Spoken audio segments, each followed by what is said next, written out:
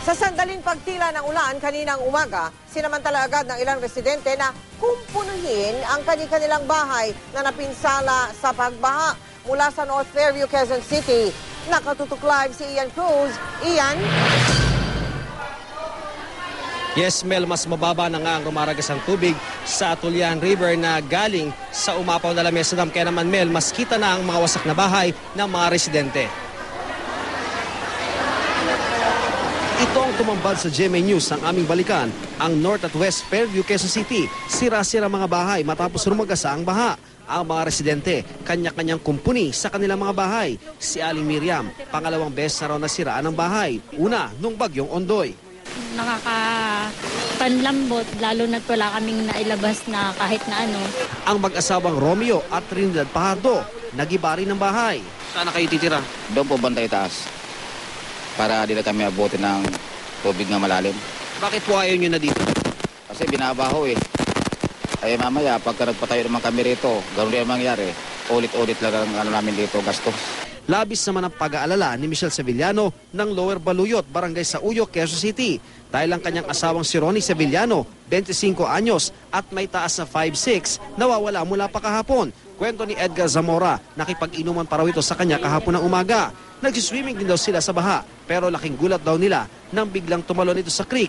Panalangin ng asawa ni Ronnie, makauwi na ito kung buhay pa at kung may kumukupkop naman, makipag-ugnayan daw sa Barangay Sauyo.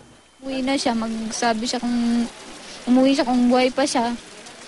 Kasi di po namin alam kasi di rin po siya natatagpuan eh.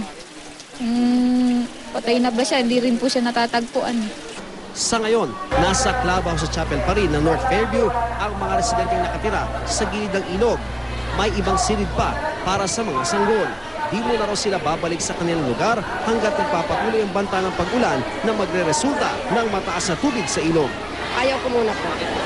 Kasi po tumataas yung tubig, may mga anak po ako, baka may mga anak ko magkasakit. Kasi wala nang bubong, umuulan. Hindi po rin po, sir. Kung pwede lang lumipat kami, may lilipatan na kami, pwede na. Kaso wala kami malipatan, sir eh. Mel, dahil nga sa maghapong umulan bago gumabi ay napansin natin ang muling pagtaas ng tubig sa ilog dito sa pagitang North at West Fairview. May ibang bahagi nga na lumagpas na sa riprap ang baha. Kaya naman may inaabot na namang mga komunidad.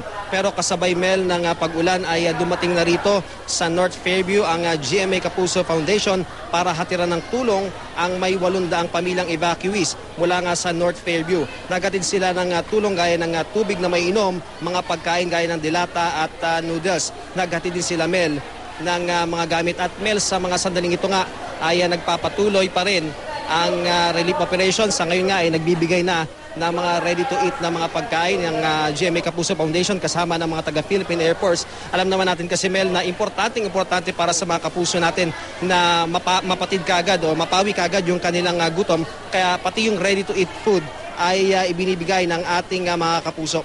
Labis naman, Mel, ang pasasalamat ng ating mga kababayan dito sa North Fairview sa kanilang tinanggap na biyaya mula sa GMA Kapuso Foundation. Yan muna ang latest mula dito sa North Fairview. Balik sa iyo, Mel.